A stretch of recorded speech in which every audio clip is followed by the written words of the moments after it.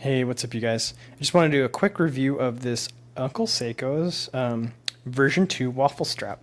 So this is my first Uncle Seiko strap. I don't have any experience with the version 1. From what I understand, the version 2 kind of improved the material that the strap was made out of. I initially got this to put on my, it's 22 millimeters. I initially got this to put on my Seiko SNZ H57 to get that kind of like retro look.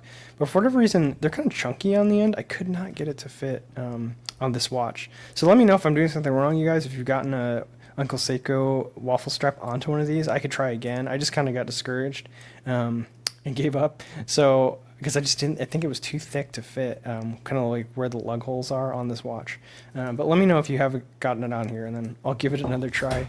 But it was okay. I popped it on my Samurai. It fit no problem on here, and it was pretty easy with these drilled lug holes.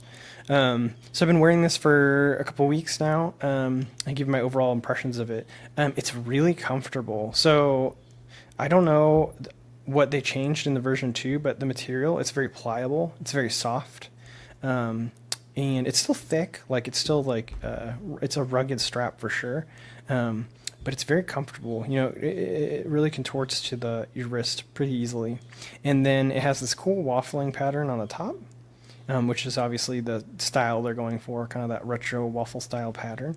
But then on the back you have these divots, and I think this helps because it feels comfortable against your wrist, and then I think this provides a little bit of airflow. I could be wrong, but not 100% sure why it's designed like this, but it kind of grips really well, and then it's very comfortable throughout the day.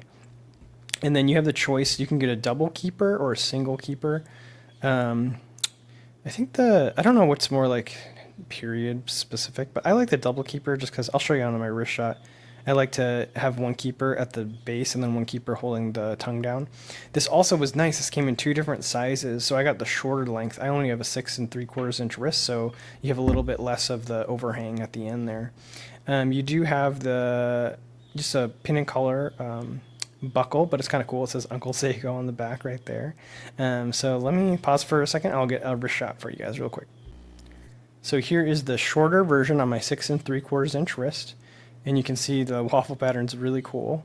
And then why I like this shorter one is I can show you at the top here. I don't have a lot of, I'm in the, let's see. I still have quite a few holes to go tighter, only 4 holes to go looser. So I'm right in the middle of this smaller strap.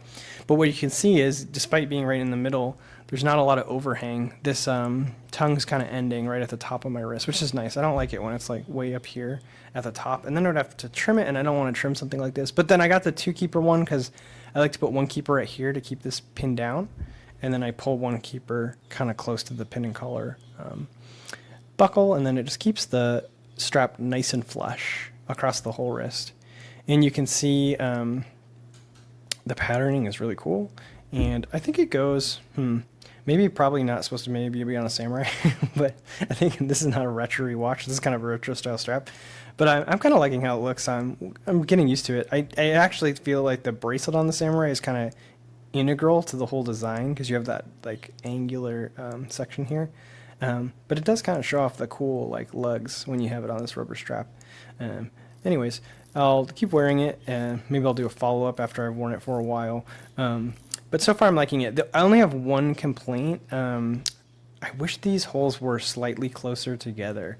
I feel like I'm kind of in between these 2 positions, and if these are about a centimeter apart, I feel like if they had done a hole maybe like every like 8/10 of a centimeter, you'd have more sizing options. I don't know if that was like a design thing or an aesthetic thing, but if I could make one improvement to this strap, it would be to have a couple more holes, or I mean, sorry, put the holes closer together so you'd kind of have more holes.